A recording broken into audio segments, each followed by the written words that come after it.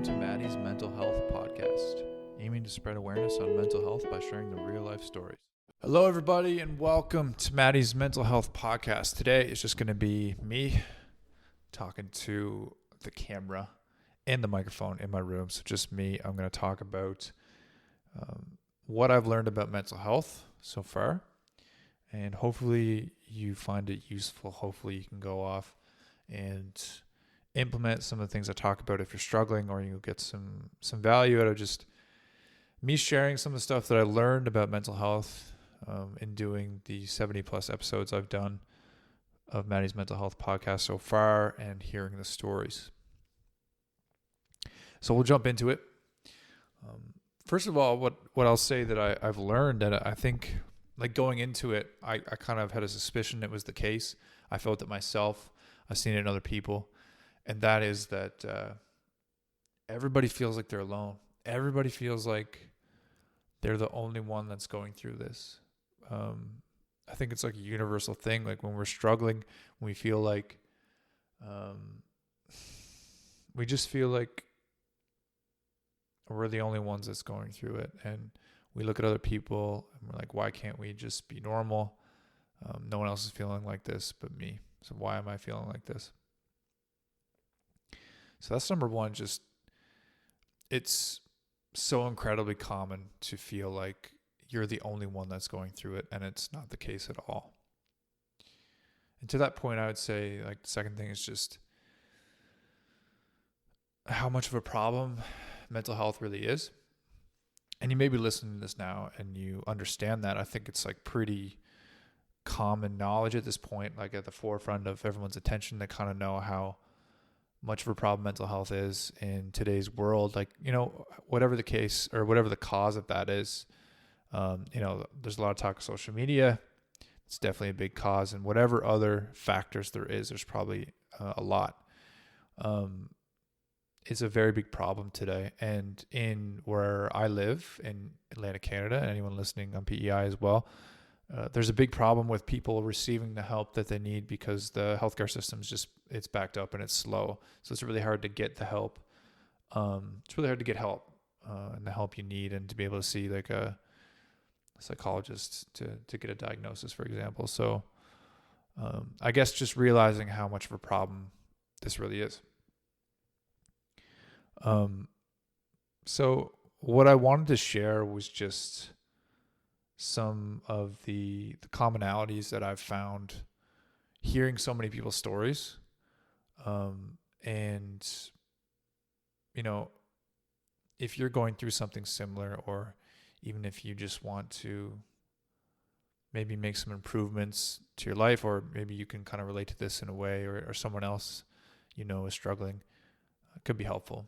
So really the way I've kind of see it in my mind is it breaks down to like 3 stages. If you think about like the stories that I've heard about mental health, and where they were in their journey when they talked to me, was when they tell their story was number one, there was sort of an event that happened that made them realize that something was wrong. Like they were struggling. So if it's a mental illness, usually that comes on like earlier in life sometime, not necessarily always, but usually somewhere early in life, they start feeling a little bit off. And there's kind of, you know, maybe they start, I think, to like manic attacks or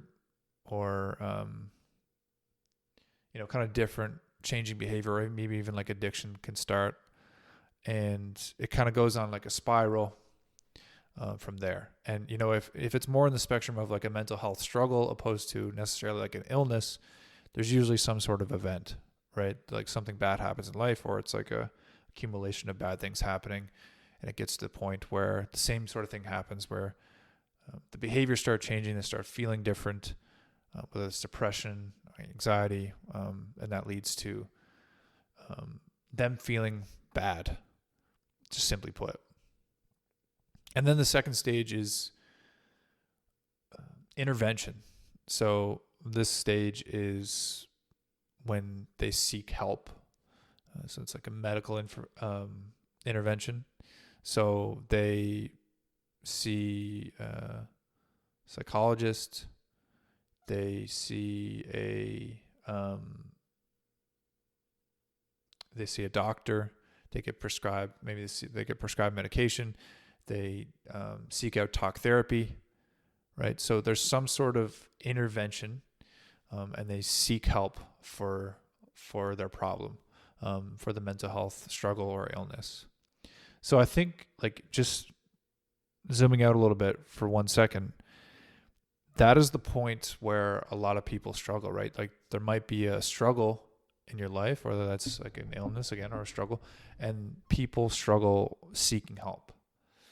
So really what I wanted to do with this podcast is to help spread awareness, make people feel like they're not alone, so they can go to that second stage and seek help. So I think really, like, what I'll just say now is, like, if you are struggling, I think that seeking help is just, like, I've seen it over and over and over again, how, like, just that one step from realizing there's a problem, which is not easy. Like, when you're struggling and you're in the middle of all this stuff, right? You may not even know for sure what's going on. It's hard to like be able to see yourself from an outer perspective when you're struggling so much, right? But if you can seek help, I've seen it over and over again where, like, that's when life starts to turn around, when you start to seek help and you start to open up about it to people around you, which is not easy, by the way, of course. So there's the intervention, and then the third stage is sort of the maintenance and learning to cope with it on a day-to-day basis. And it's like all the things that they do to cope with it on a day-to-day basis. So these are things like, really common thing is like structure, just making sure that, like, their days are structured.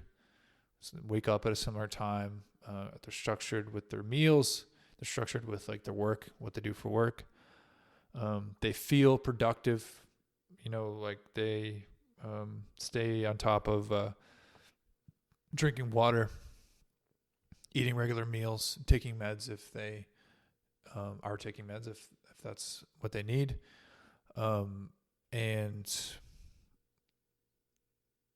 what's the other thing? I guess just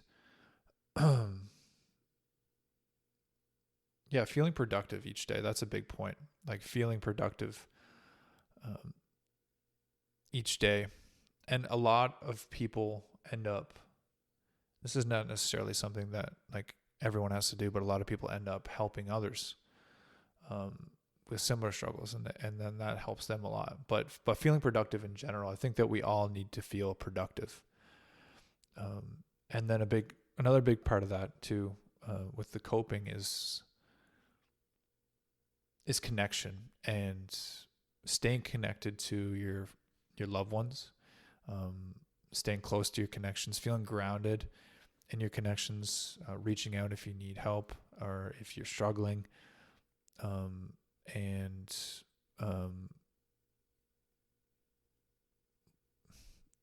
sort of checking off that box of connection and love. I think this third part with the maintenance, I think this is, like, applicable to anybody. That's what I find interesting about it, is, like, all the people I've talked to, like, the road kind of leads to that place. But I think, like, even if you're not necessarily struggling, or if you're struggling, maybe not as severe as others, like in the fact that you're debilitated by it, but you feel like your life could be better, and you don't really like where you're at. Like, these basics of taking care of your health, your physical health, and taking care of yourself, like feeling productive, taking time to go for a walk, getting outside if you need to, and, like, building that into your day, building time for connection, building time for family and friends. all these things will just improve your life and make you happy. It's like the basic needs of humans, right? So yeah, I say that's probably like the main things that I've learned from doing the podcast and doing the 70 plus episodes. I think, you know, if I had to boil it down, those would be the main things. I think there's a lot of other things that I've learned. I think it's been like an education for me to hear all these stories and to learn from all these people. I think, you know, another overarching theme that I think of is just the fact that we all experience these things, you know, like we often, again, it's like we all just isolate our problems to ourselves, right? And like every human being has these thoughts and goes through these struggles and have these self-doubts. And yeah, that's another big piece. It's just